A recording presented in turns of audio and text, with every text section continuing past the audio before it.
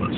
Dan Olson, Minnesota Public Radio News. There's a winter storm warning in effect until 9 for Duluth, International Falls, and the range cities. Another inch to 4 inches of snow possible in central and northern parts of the state. Highs in the mid-teens to lower 30s. This is Minnesota Public Radio News.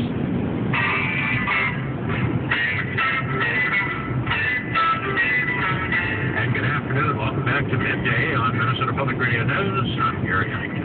Much-hyped protests over body scans and pet downs at U.S. airports failed to materialize this past Thanksgiving weekend. But the debate continues over the best keep Americans safe.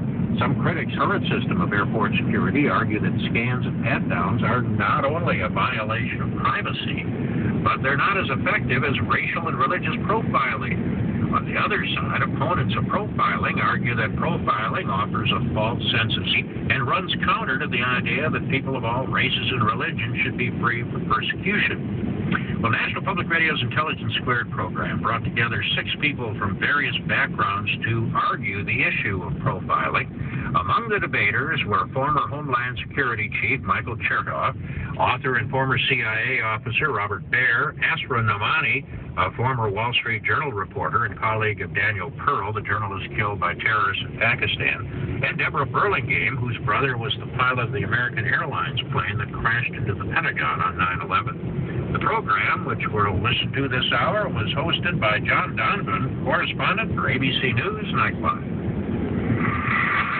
True or false, U.S. airports should use racial and religious profiling?